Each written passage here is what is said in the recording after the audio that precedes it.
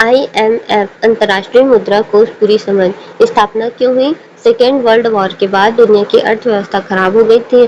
देशों को पुनर्निर्माण और आर्थिक स्थिरता की जरूरत थी, इसलिए इंटरनेशनल मॉनेटरी फंड आईएमएफ और वर्ल्ड बैंक बनाए गए। इनकी स्थापना ब्रिटेन वुड यूएसए सम्मेलन में हुई, इसलिए इन्हें ब्रिटेन वुड ट्विंस भी कहा जाता है। आईएमएफ का मुख्य उद्देश्य अंतर्राष्ट्रीय मौद्रिक प्रणाली को स्थिर करना है।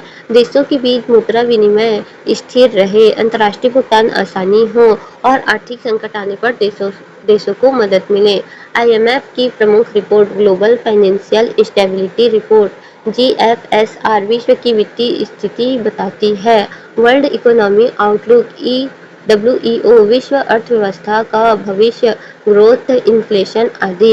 एचडीआर स्पेशल ड्राइविंग राइट्स क्या है? एचडीआर क्या होता है? यह कोई असली मुद्रा नहीं है। यह आईएमएफ द्वारा बनाया गया एक विशेष अधिकार यानी कि रिजर्व एसेट्स है। मतलब देश इसे अपने आप में बदलकर विदेशी मुद्रा ले सकते हैं। एचडीआर की खास बातें। आईएमएफ और अन्य संस्था इसे अकाउंटिंग यूनिट की तरह उपयोग करती हैं। इसकी कीमत यूएसडी में तय होती है। एचडीआर का मूल्य तय होता है, एक बास्केट और करेंसी पर आधारित होता है। इसमें जो है USA dollar, euro, Japanese yen, pound sterling और चाइनीज रिन माइनीबी यानी कि 2016 में शामिल हुआ था। एचडीआर से जुड़ी महत्वपूर्ण बातें। रोज इसका मूल्य तय होता है आईएमएफ के वर्किंग डे में। हर 5 साल में इसका रिव्यू होता है, तो हर 5 साल में इसका क्या होता है? रिव्यू होता है। देशों का क्वाटा एसआरडी में व्यक्त किया जाता है। तो देशों का क्वाटा जो है एसडीआर में व्यक्त किया जाता है। क्वाटा क्या होता है? तो कोटा जो है आईएमएफ में हर देश का योगदान कोटा, इसे तय होता है। देश कितना पैसा देगा, देश कितना लोन ले सकता है, देश का वोटिंग पावर कितना होगा। वोटिंग पावर मतदान अधिकार सीधा कोटा पर निर्भर करता है, ज़्यादा कोटा ज़्यादा वोट। HDR allocation. आईएमएफ देश को उसके क्वाटा के अनुपात में एचडीआर देता है। आईएमएफ में भारत की स्थिति। महत्वपूर्ण बिंदु। भारत आईएमएफ का सदस्य 27 दिसंबर 1945। 2016 सुधार के बाद भारत का वोटिंग पावर 2.3% से 2.6%। वर्तमान स्थिति।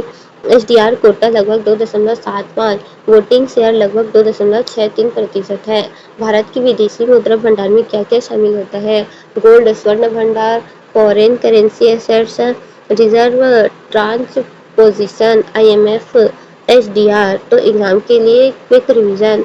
IMF plus world bank, Britain would twins, HDR international reserve assets not currency, HDR bucket 5 currencies, quota contribution, voting power plus lone limit और India voting share 2.6%।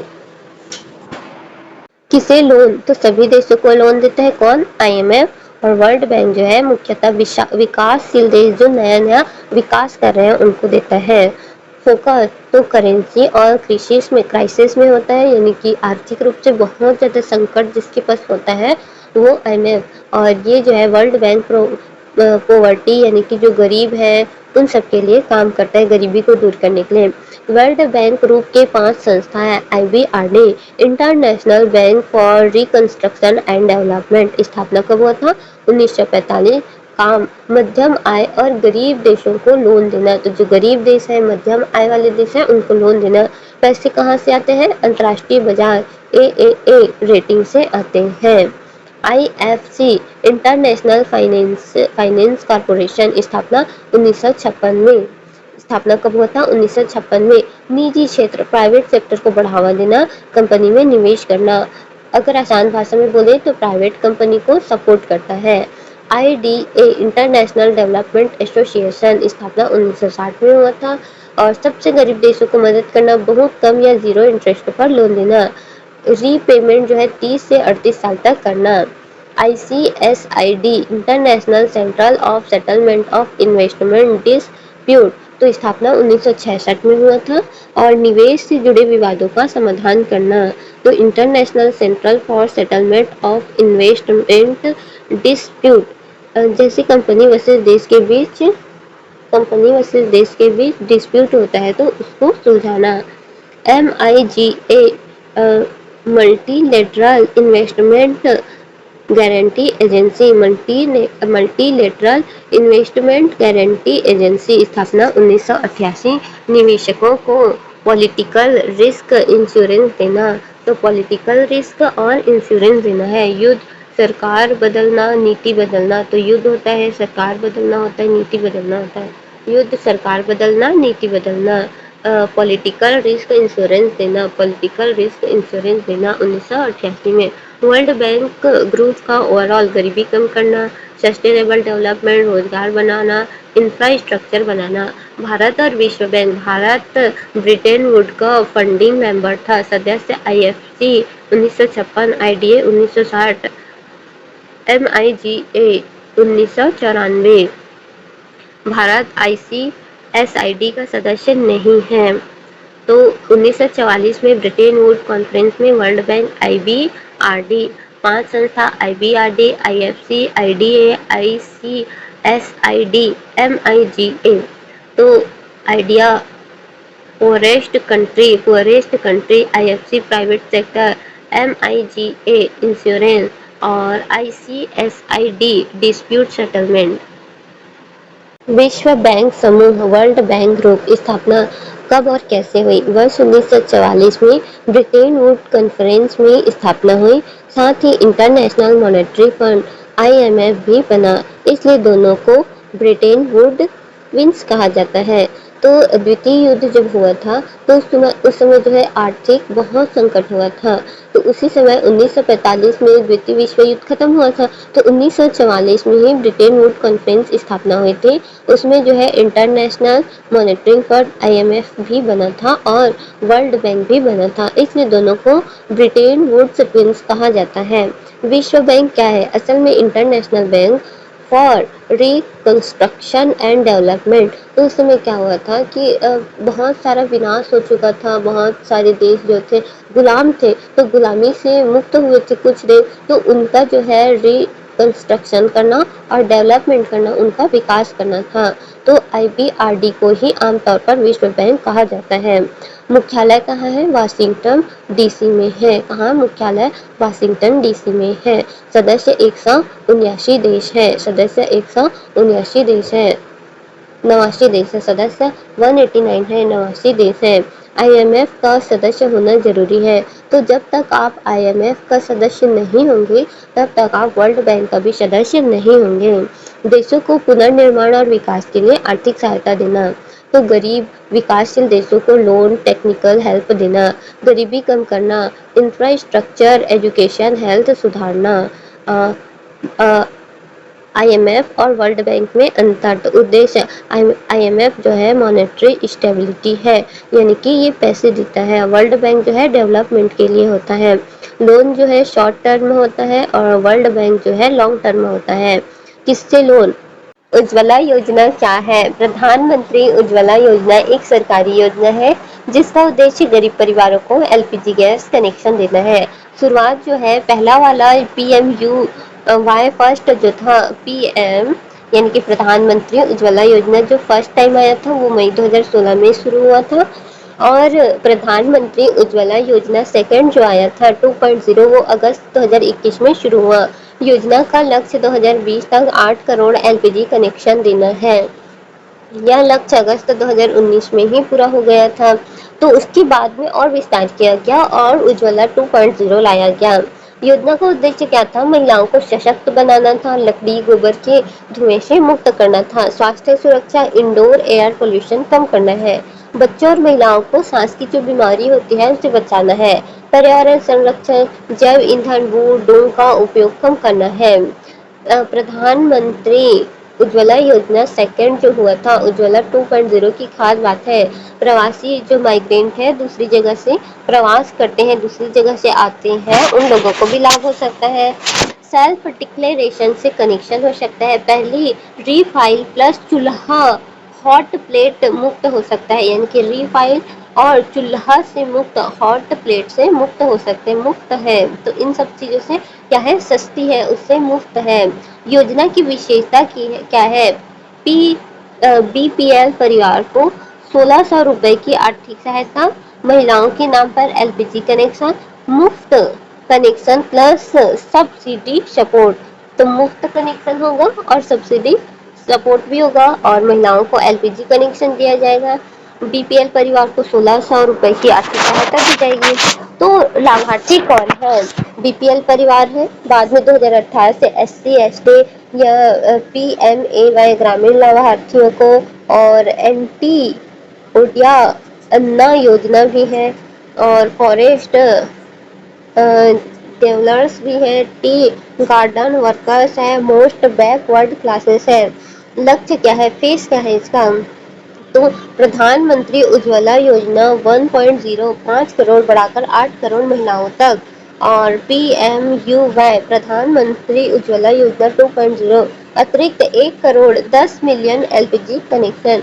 1 crore 10 million LPG connection है। Nodal मंत्रालय ministry of petroleum and natural gas MOPNG ministry of petroleum and natural gas ministry of petroleum and natural gas. उपलब्धि 8 करोड़ से अधिक परिवार को LPG connection. Gas वितरण network में तेजी 11,000 से अधिक नए एलपीजी वितरण खुले। तो लॉन्च कब हुआ था? 2016 में। टारगेट क्या है? 8 करोड़ कनेक्शन और focus women health clean fuel. Ujjwala 2.0 2021 ministry MOPNG 1600 assistance विमुद्रीकरण पाइपलाइन NMP क्या है?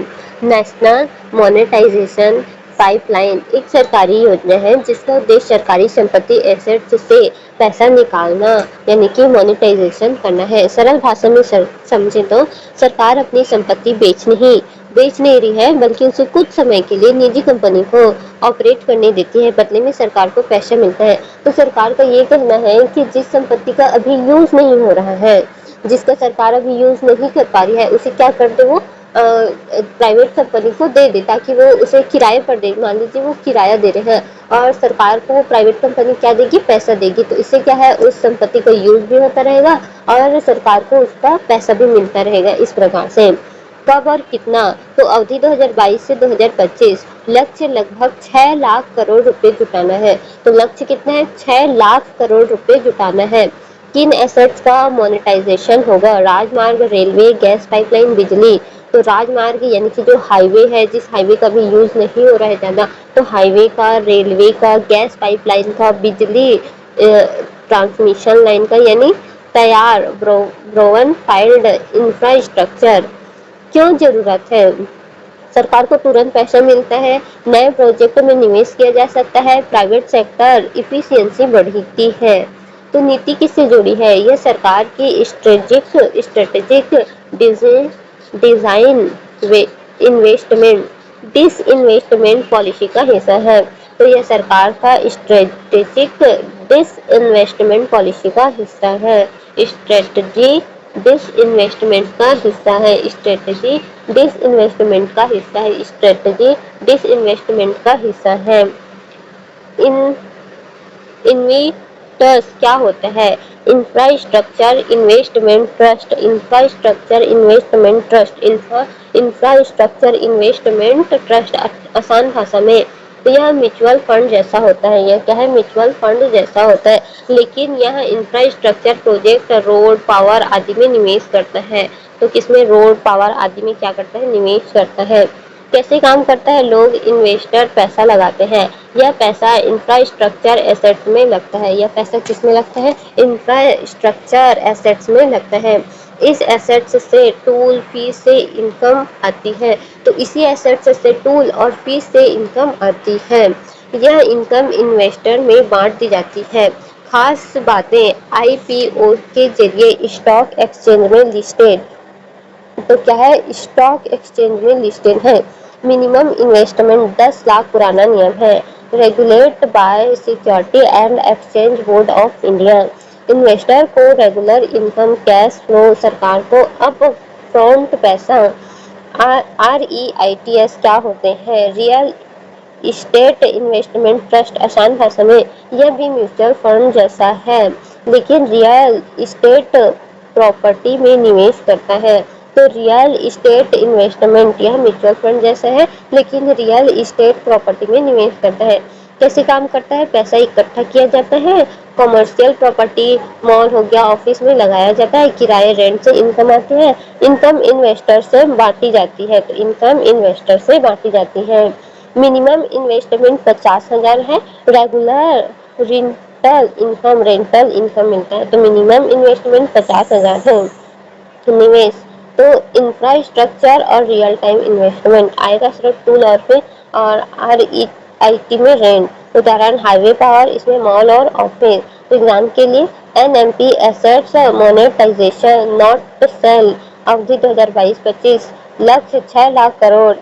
इन वाइट तो infrastructure investment, REIT real estate investment, SEBI regulate both.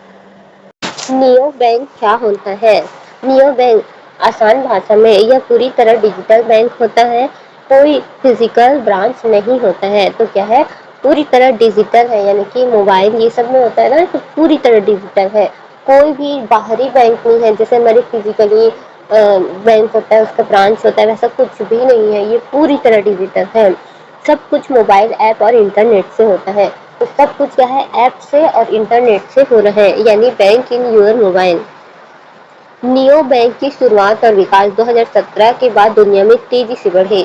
तो 2017 के बाद से जो है नियो बैंक का जो शुरुआत है वो 2017 से तेजी से बढ़ना शुरू हुआ। इसे चैलेंजर बैंक भी कहा जाता है। तो इसे क्या कहा जाता है? चैलेंजर बैंक भी कहा जाता है। स्मार्टफोन और प्लस इंटरनेट का बढ़ता उपयोग, स्मार्टफोन और इंटरनेट का उपयोग बढ़ रहा है, उसके साथ नियो बैंक भी बढ़ता जा रहा है। नियो बैंक के फायदे क्या है? ये 24 घंटे और सातों दिन बैंकिंग करता है, कभी भी कहीं भी, यानी कि अगर आप रात में भी करना चाहे तो रात में भी, संडे को करना चाह रहे हैं संडे भी, एक प्रकार से ये हमेशा चालू रहता है, हमेशा। इजी इंटरफेस, सिंपल और यूजर फ्रेंडली ऐप है। तो सिंपल है और यूजर फ्रेंडली, यानी कि आसानी से आप इसका उपयोग कर सकते हैं। फास्ट सर्विस, अकाउंट खोलना, पेमेंट, लोन सब जल्दी हो जाता है, सब कुछ जल्दी हो जाता है। जैसे बैंक में जाओ तो लाइन लगाना पड़ता है, वैसा इसमें कुछ भी नहीं है, सब कुछ जल्दी होगा, इसमें फास्ट होगा। इनोवेटिव फीचर, एक्सपेंस ट्रैकिंग और बजटिंग टूल सब कुछ होता है इसमें। कम खर्च, ब्रांच न होने से कॉस्ट कम होता है। नियो बैंक के अनुसार फिजिकल ब्रांच नहीं, फेस टू फेस हेल्प नहीं हो सकती, यानी कि आप आमने सामने बात नहीं करेंगे, आपको भरोसा भी थोड़ा कमी होगा। ट्रस्ट इशू, देखो ट्रस्ट इशू, लोग ट्रेडिशनल बैंक पर ज्यादा भरोसा करते हैं, क्यों? क्योंकि वो आमने सामने देखकर बात कर रहे हैं, जान पहचान हो रही है और भी लोग उससे जुड़े हुए हैं, तो इससे पता चलता है कि उसमें ट्रस्ट कर सकते हैं, इंसान उस पर विश्वास कर सकता है। लेकिन ये मोबाइल से है, मोबाइल पे किया हुआ कोई भी काम जल्दी विश्वास नहीं होता है, इंटरनेट से, मोबाइल से किया हुआ। लिमिटेड सर्विस, हर सर्विस नहीं मिलती, तो इसमें क्या है? हर प्रकार का सर्विस नहीं मिलता। भारत में नियो बैंक कुछ प्रमुख उदाहरण है, राजोर पाई, एक्स ओपन, नियो, जुपिटर, ये सब है नियो बैंक। प्रकार क्या है इंडिया में? लाइसेंस नियो बैंक, खुद का बैंकिंग लाइसेंस, स्वतंत्र रूप से काम। तो इसमें क्या है? लाइसेंस होना चाहिए और खुद का बैंकिंग लाइसेंस होना चाहिए और स्वतंत्र रूप से काम। नॉन लाइसेंस नियो बैंक, किसी ट्रेडिशनल बैंक में TIE UP करके काम, खुद डिपॉजिट नहीं रखते। तो जैसे कि ICICI बैंक में जो है बहुत सारे नियो बैंक, तो उसमें 4-5 लोग जुड़ते हैं, तो इससे क्या होता है? एक बैंक में वो क्या करते हैं, कुछ समय तक काम करते हैं या फिर वहाँ जुड़े हुए होते हैं और खुद डिपॉजिट नहीं रखते, ताकि लोगों को उस पर ट्रस्ट भी हो और उनका काम भी होता रहे। नियो बैंक वर्सेस पारंपरिक बैंक, अब शाखा तो नियो में नहीं होता, पारंपरिक में होता है। संचालन ऐप और ऑनलाइन होता है और पारंपरिक बैंक में ऑनलाइन और ऑफलाइन दोनों होता है। लागत क्या है? नियो बैंक कम होता है और पारंपरिक बैंक ज्यादा होता है। सुविधा क्या है? नियो बैंक में तेज और आसान सुविधा होती है और पारंपरिक बैंक में थोड़ी धीमी सुविधा होती है। भरोसा, नियो बैंक में कम या नया होता है इसलिए भरोसा नहीं होता है और पारंपरिक बैंक में ज्यादा भरोसा होता है क्योंकि पुराना होता है। पारंपरिक बैंक क्या होते हैं? कॉमर्शियल बैंक जैसे SBI, PNB आदि, branch plus ATM plus online सब होता है। तो इसमें ब्रांच भी होगा, ATM भी दिया जाएगा और ऑनलाइन भी सब कुछ होता है। इंपॉर्टेंट कॉन्सेप्ट कौन सा है? भारत में नियो बैंक को सीधे लाइसेंस नहीं मिलता, इन्हें reserve bank of India RBI regulate करता है। ये बैंक के साथ पार्टनरशिप में काम करते हैं। तो पहले इन्हें बैंक के साथ क्या करना पड़ता है, पार्टनरशिप में काम करना पड़ता है। Quick revision, neo bank, digital only bank, no branch, lower cost, India mostly partnership model, तो ज्यादातर पार्टनरशिप मॉडल होता है। Challenger bank, same meaning. तो ये क्या है, इसमें भरोसा भी कम होता है लोगों को। Fast, user friendly but trust issue, तो फास्ट होता है, आसान भी होता है, पर ये उन्हीं को पता हो सकता है जो इसके प्रति जागरूक है, जिनके पास मोबाइल है या जो इन सब चीजों से जुड़ा हुआ है। ई रुपी क्या है? ई रुपी एक voucher based digital payment system है। इसे भारत में national payment corporation of India NPCI ने लॉन्च किया। यह कैशलेस और कॉन्टैक्टलेस भुगतान का तरीका है। यह क्यूआर कोड या एसएमएस स्ट्रिंग के रूप में आता है। मान लीजिए जिनके पास वो बटन वाला मोबाइल है तो उनके में एसएमएस आएगा, और जो टच वाला मोबाइल है उसमें क्यूआर कोड आएगा।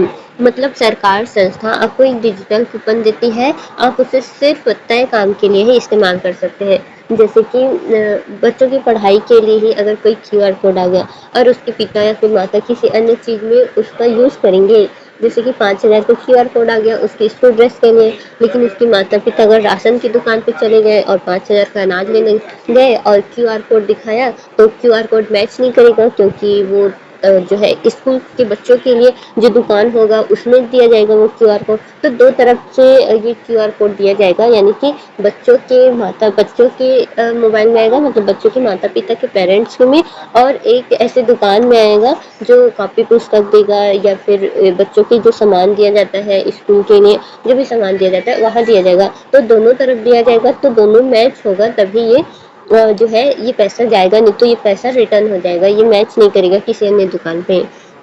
यह कैसे काम करता है?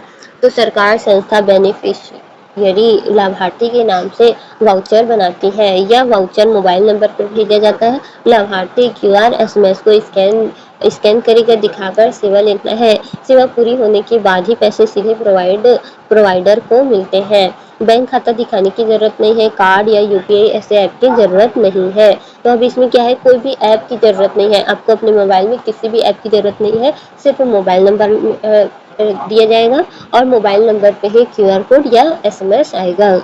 मुख्य विशेषता क्या है? कॉन्टैक्टलेस और कैशलेस, बिना नगद और बिना फिजिकल कॉन्टैक्ट की पेमेंट। कई बार ऐसा होता था कि किसी अन्य चीज के लिए जो पैसा दिया जाता था सरकार की तरफ से, वो जो है बीच वाले लोग जो बिचौलिए होते हैं, जिस सरकार की तरफ से गरीबों के लिए कंबल आया था, लेकिन बिचौलिए क्या करते थे, आधे लोगों को कंबल देते थे, आधे कंबल के पैसे खा लेते थे, मतलब अपने पास रख लेते थे। तो अब ऐसा नहीं होगा, अगर कंबल के लिए पैसा आया है तो उन लोगों को उनके मोबाइल में ये क्यूआर आएगा या फिर एसएमएस आएगा और उनको जो है वो कंबल प्रोवाइड किया जाएगा, और ये एसएमएस के थ्रू जो है जो दुकान वाले हैं उनके पास पैसा पहुंचेगा। उनके पास पैसा नहीं पहुंचेगा, ना फिजिकल कॉन्टैक्ट है ना कैश वाला कॉन्टैक्ट है, यानी कि फिजिकल कॉन्टैक्ट भी नहीं है, कैशलेस भी है। टारगेट पेमेंट, तो पैसा सीधे उसी काम में लगेगा जिसके लिए दिया गया है, जैसे दवाई, शिक्षा, स्कॉलरशिप आदि के लिए। लीक प्रूफ सिस्टम, बीच में कोई भी चलिए नहीं, भ्रष्टाचार कम होगा। प्रीपेड वाउचर, पहले से तय राशि होती है, पूरा काम होने पर ही भुगतान होता है। बैंक अकाउंट की जरूरत नहीं, सिर्फ मोबाइल नंबर से ही काम हो जाता है। तो नियंत्रण सरकार एनपीसी, तो नियंत्रण कौन करेगा? ई रुपी का सरकार करेगा, यानी कि एनपीसी जनरेट करेगा ना, क्यूआर, सारी चीजें एनपीसी द्वारा ही हो रही है तो एनपीसी करेगा। और क्रिप्टो करेंसी क्या है? क्रिप्टो करेंसी में डिस्ट्रलाइज्ड करेगा, मतलब मूल्य भारतीय रुपये से जुड़ा है और ये मार्केट डिमांड से जुड़ा, उपयोग स्पेसिफिक पर्पस के लिए, यानी कि कोई जिस उद्देश्य के लिए दिया जा रहा है उसी उद्देश्य के लिए मिलेगा, और इसका उपयोग जनरल ट्रेडिंग के लिए भी किया जाता है। प्रकृति वाउचर सिस्टम और इसकी डिजिटल करेंसी, इसलिए ई रुपी क्रिप्टो करेंसी नहीं है। उपयोग सरकारी योजना, DBT direct benefit transfer, scholarship, LPG subsidy आदि। स्वास्थ्य क्षेत्र, टीकाकरण और दवाइयाँ, इलाज। Corporate sector, employ benefit, CSR activities. फायदे, पारदर्शिता, भ्रष्टाचार में कमी, लक्षित लाभ, आसान और तेज भुगतान, डिजिटल इंडिया को बढ़ावा। सीमा क्या है? सिर्फ स्पेसिफिक यूज के लिए फ्लेक्सिबिलिटी कम, मोबाइल जरूरी है, डिजिटल अवेयरनेस कम होने पर समस्या हो सकती है। ई रुपी वाउचर बेस्ड डिजिटल पेमेंट है, developed by NPC, QR code, SMS based, bank account की जरूरत नहीं, target delivery, leak proof. In exchange reserve का मतलब है किसी देश के केंद्रीय बैंक भारत में रिजर्व बैंक ऑफ इंडिया के पास रखी गई विदेशी संपत्ति एसेट्स। ये एसेट्स विदेशी मुद्रा में होते हैं जैसे डॉलर, यूरो आदि। इसमें क्या क्या शामिल है? तो भारत के फॉरेक्स रिजर्व 4 मुख्य भागों में मिलकर बनते हैं। विदेशी मुद्रा परिसंपत्ति एफसीए सबसे बड़ा हिस्सा है। पहला है विदेशी मुद्रा परिसंपत्ति, सबसे बड़ा हिस्सा होता है डॉलर, यूरो, येन आदि में रखी गई संपत्ति, बॉन्ड, ट्रेजरी बिल आदि इसमें आता है। फिर दूसरा आता है स्वर्ण भंडार, आरबीआई के पास रखा गया सोना संकट के समय बहुत उपयोगी होता है। फिर आता है SDR, special drawing rights. Special drawing right में यह अंतर्राष्ट्रीय रिजर्व संपत्ति है, जारी करता है इंटरनेशनल मॉनेटरी फंड। तो इंटरनेशनल मॉनेटरी फंड आईएमएफ क्या करता है, जारी करता है क्या, स्पेशल ड्राविंग राइट। जरूरत पड़ने पर विदेशी मुद्रा में बदला जा सकता है। तो इसे जरूरत पड़ने पर क्या है, विदेशी मुद्रा में बदला जा सकता है। आईएमएफ के पास रिजर्व ट्रांच, तो आईएमएफ में भारत की जमा राशि जरूरत पर तुरंत निकाली जा सकती है। तो आईएमएफ के पास जो है भारत की जो जमा राशि है जो कि जरूरत पड़ने पर तुरंत निकाली जा सकती है। तो आईएमएफ एसडीआर स्वर्ण और विदेशी मुद्रा परिसंपत्ति। तो एसडीआर स्पेशल ड्राविंग राइट है, यह अंतर्राष्ट्रीय रिजर्व संपत्ति है, जारी करता है आईएमएफ। जरूरत पड़ने पर विदेशी मुद्रा में बदला जा सकता है और ये आईएमएफ में भारत की जमा राशि है, तुरंत जरूरत के समय निकाला जा सकता है। महत्वपूर्ण बात, अधिकांश फॉरेक्स रिजर्व अमेरिका डॉलर में रखे जाते हैं, इसलिए डॉलर की वैल्यू बहुत महत्वपूर्ण होती है। फॉरेक्स रिजर्व क्यों जरूरी है? एक्सचेंज रेट कंट्रोल, रुपए की कीमत को स्थिर रखने में मदद करती है। आरबीआई डॉलर खरीद बेच नियंत्रण करता है। इंपोर्ट पेमेंट, तेल, सोना, मशीन आदि आयात के लिए भुगतान। इकोनॉमी स्टेबिलिटी, विदेशी निवेशकों का भरोसा बढ़ता है। तो विदेशी निवेशक जो होते हैं उनका क्या बढ़ता है, भरोसा बढ़ता है। कृषि मैनेजमेंट, तो आर्थिक संकट जैसे 1991 में काम आता है। और एक्सटर्नल शॉक से सुरक्षा जैसे ग्लोबल रीजन, युद्ध, तेल कीमत बढ़ना, तो इन सब में फॉरेक्स रिजर्व बढ़ते कैसे हैं? एक्सपोर्ट ज़्यादा होने से, और फॉरेन इन्वेस्टमेंट एफडीआई एफआईआई से, रिमीटेंस यानी कि एनआरआई पैसा, और लोन्स और बोरिंग्स इन सब से भी बढ़ता है।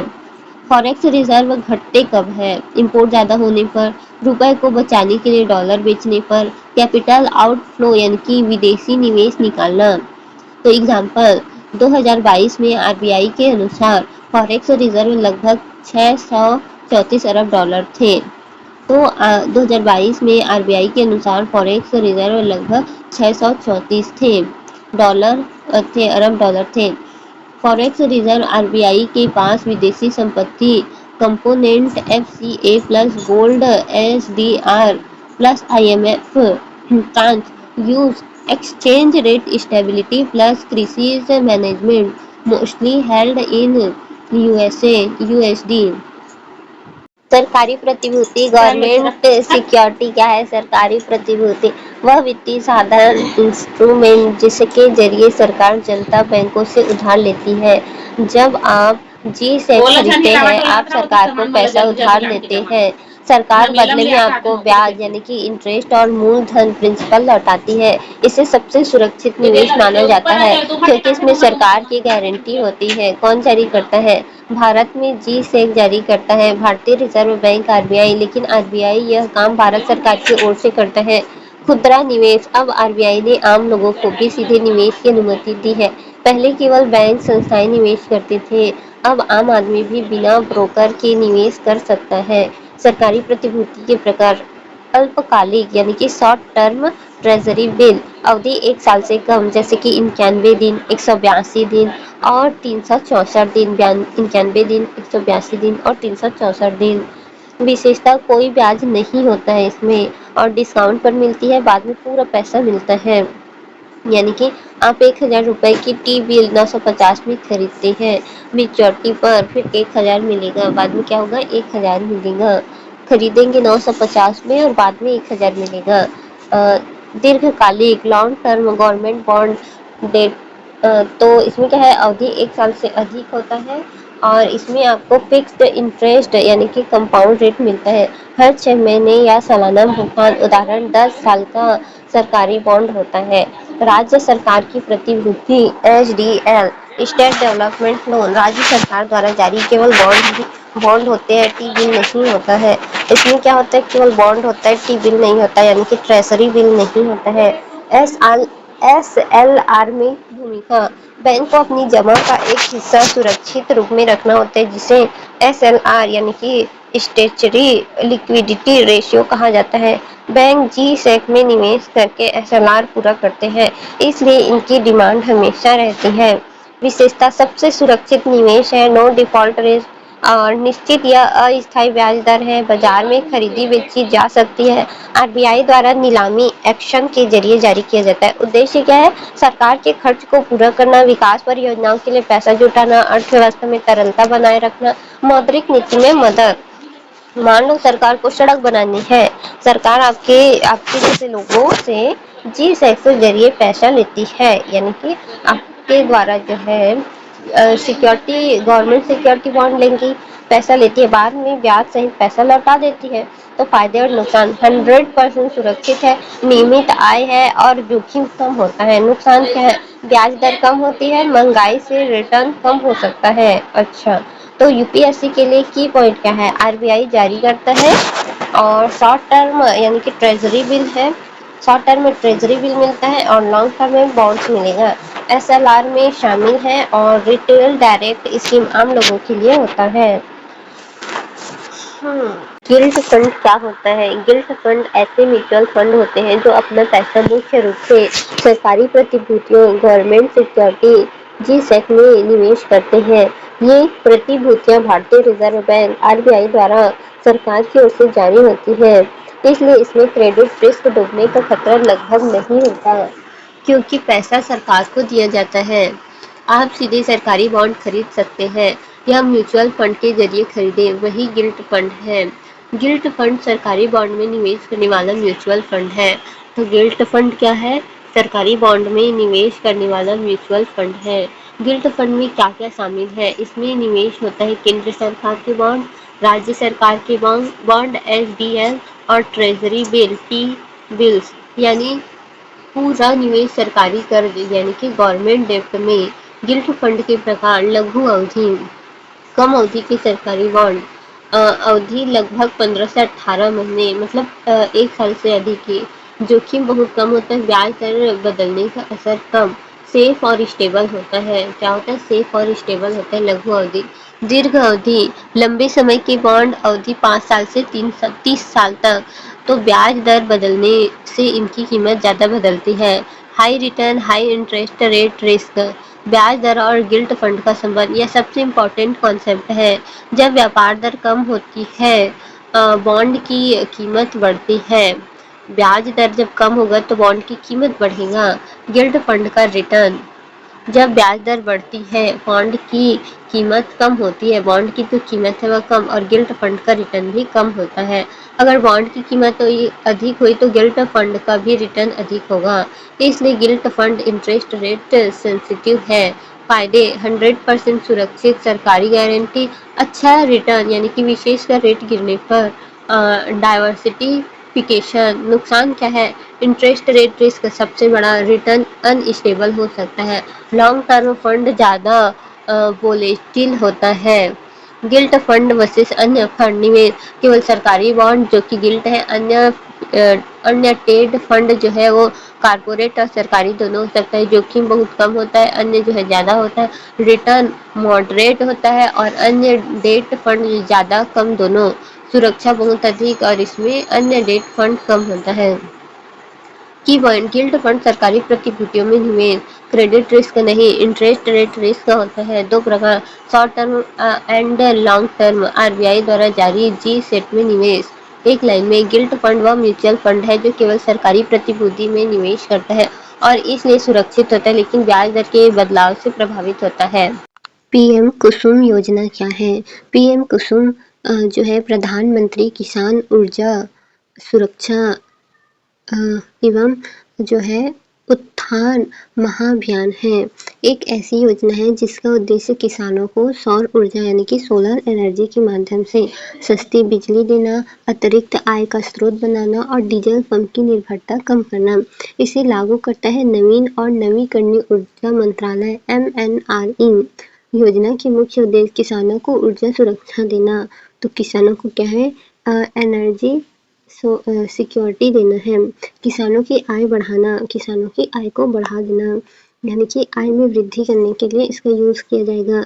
ग्रिड पर निर्भरता कम करना और स्वच्छ ऊर्जा को बढ़ावा देना, डीजल पंप की जगह सोलर पंप का यूज़ करना। तो सोलर पंप कैसे होगा, मतलब जो सौर ऊर्जा से जो होगा उससे ही बिजली बनाने के लिए ये बताया जा रहा है।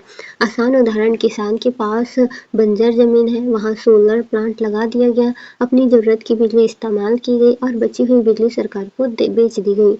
मतलब क्या है, अगर बंजर भूमि है जिस पर कोई भी कृषि नहीं हो पा रहा है, फसल अच्छे से नहीं उग पा रही है, उस जमीन पर क्या करना, सोलर जो है सोलर लगाना, सोलर प्लांट लगा दिया जाता है, फिर उससे बिजली बनाई जाती है। उस बिजली का उपयोग किसी और कृषि कार्य के लिए जैसे पंप चलाना है या फिर इन सब चीज़ों के लिए की जा सकती है और जो बची हुई बिजली है उसको जो है सरकार को बेच दी जा सकती है। इससे किसान को दोहरा फायदा होगा, बिजली भी मिली और पैसा भी मिलेगा। तो किसान कुसुम योजना के 3 घटक हैं। घटक एक कंपोनेंट एक क्या है, विकेंद्रीकृत सोलर प्लांट यानी कि डिसेंट्रलाइज्ड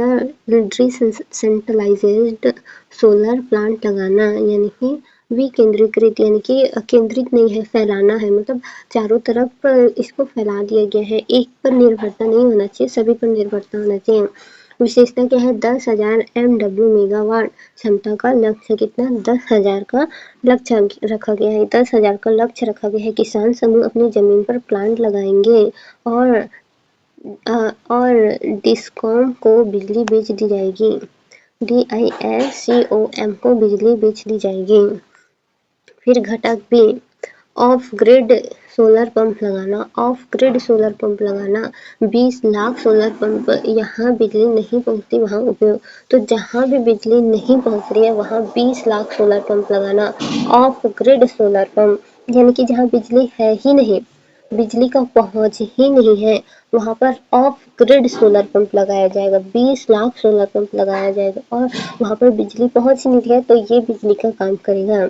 घटक 3, ग्रिड से जुड़े पंपों का सोलराइजेशन, मतलब 15 लाख पंप होंगे, किसान अपनी ज़रूरत से ज़्यादा बिजली बेच सकता है, तो किसान अपनी ज़रूरत इतना का जो है उपयोग करेगा और बाकी बचा हुआ बिजली जो है बेचा जाएगा, तो किसान अपनी ज़रूरत से ज़्यादा बिजली बेच सकता है।